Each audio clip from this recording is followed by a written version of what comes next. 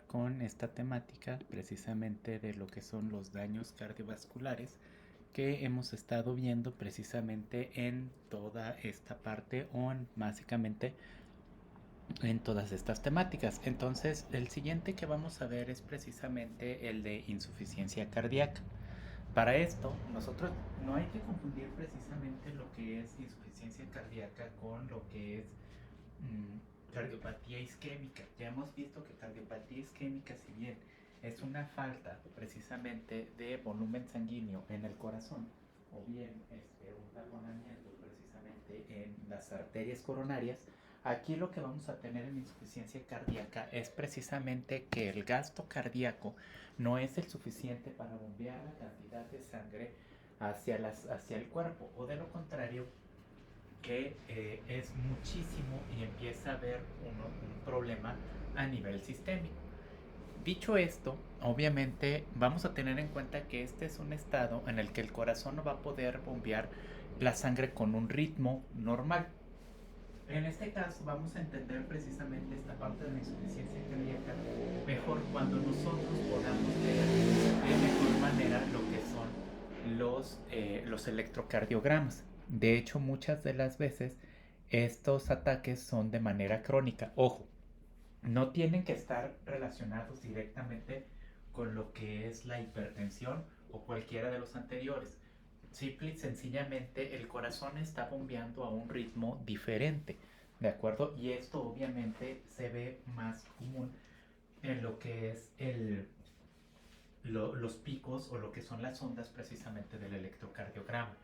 Entonces, nosotros debemos de tener en cuenta en esta situación que el medicamento que vamos a dar aquí es precisamente para normalizar precisamente el ritmo cardíaco, ya sea para disminuirlo en caso dado de que el paciente tenga una taquicardia o para aumentarlo en caso de que tenga una bradicardia. En eso van a estar jugando estos medicamentos, o de lo contrario para amortiguar si es que es una mezcla entre los dos, entre que es muy bajo y entre que es muy alto, ¿sí?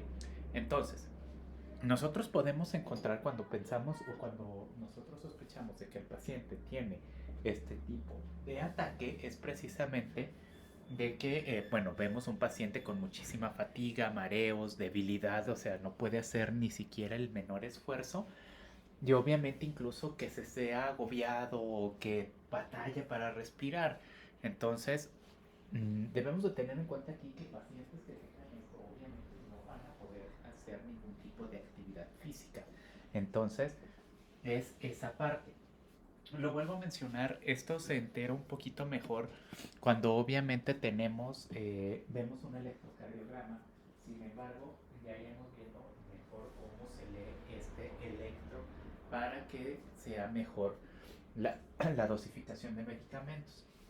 Entonces, teniendo en cuenta esto, nosotros vamos a tener distintos medicamentos que son, regresando obviamente a lo que es precisamente el captopril, etcétera, etcétera. Aquí lo que van a hacer precisamente es en medida de que, por ejemplo, el captopril y lo que es la familia de los sartán, ambos van a permitir que el ritmo cardíaco se se disminuya, perdón. Entonces, si el paciente, nosotros estamos checando precisamente en el electrocardiograma y vemos que los picos son muy acelerados porque están muy cortos entre sí, entonces lo mejor será dar benzalapril. ¿Sí? Entonces, o captopril, cualquiera de ellas. Siempre y cuando lo primero que nosotros pensemos es en una insuficiencia cardíaca, ¿sí?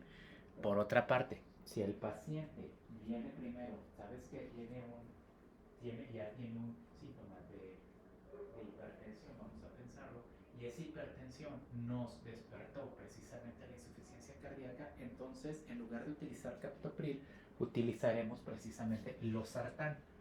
Nuevamente podemos acompañarlos a los dos, mismas dosificaciones, mismos cuidados, mismas, eh, ¿cómo llamarlo? Mismas dosis en las que nosotros y mismo tiempo en el que debemos de estarlo aplicando. Solamente es dependiendo cómo lo vamos a dar. En el caso del metoprolol, como lo vemos como los betobloqueadores, Aquí básicamente lo vamos a dar, puede ir acompañado con cualquiera de las familias anteriores, tanto PRI, losartán, pero por ejemplo es cuando nosotros sospechamos, vamos a pensar, vamos a poner mi caso, que el paciente tiene hipertensión y puede tener un riesgo precisamente de un daño cardiovascular, obvio, no cardiogénico, porque en este caso debería de ser losartán con amlodipino, como ya lo hemos mencionado. Sin embargo, si tiene un posible daño a nivel cardíaco, es decir, nosotros estamos viendo cómo es precisamente su comportamiento y sospechamos de que posiblemente podría tener una arritmia, entonces o una insuficiencia cardíaca, entonces ahí sí vamos a acompañar a los sartán con el metoprolol, bueno, con cualquiera de la familia del metoprolol.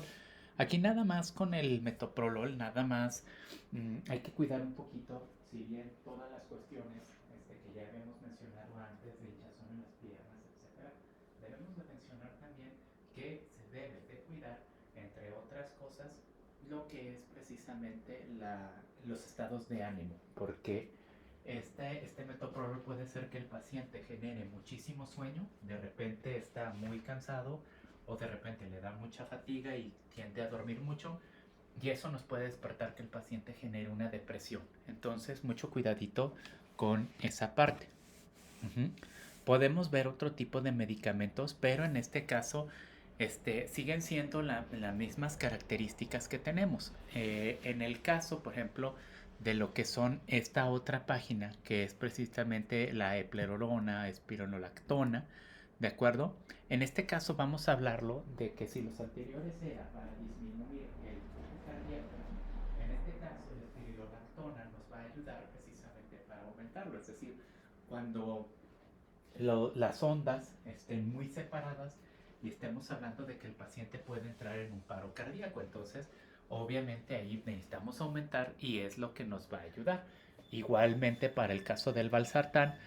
Y bueno, ya habíamos hablado precisamente en la cuestión de la hidroclorotiazida. Recuerden que la hidroclorotiazida es precisamente un medicamento que se utiliza como un diurético. Entonces, si bien el paciente tiene un ataque o puede tener un edema o puede tener cualquier tipo de problema con lo que es el sodio, entonces recuerden, si el paciente trae hipertensión y además vemos que está muy hinchadito o vemos que tiene esa parte de insuficiencia cardíaca derivada de estar consumiendo demasiado sodio, entonces lo mejor sería aquí dar la hidroclorotiazida.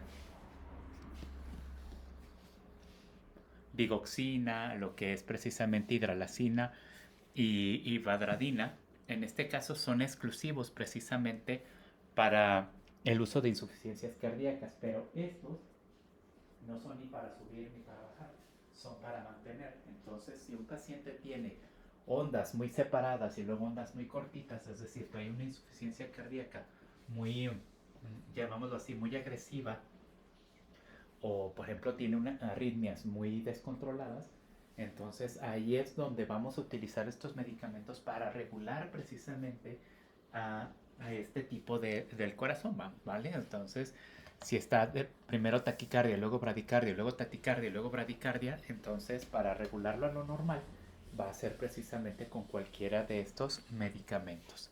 Uh-huh. Y bueno, podemos hablar precisamente de otros, sobre todo lo que es la parte descompensada, que es esta parte del área descompensada o insuficiencia cardíaca descompensada. Es cuando nosotros ya estamos utilizando un medicamento, puede ser losartán o cualquiera de estos, y de repente nuestro paciente entra en paro, ¿vale? Entonces, antes de estar de chin, es losartán, vamos a cambiar a valsartán porque ya no le hizo caso, ya no le funcionó.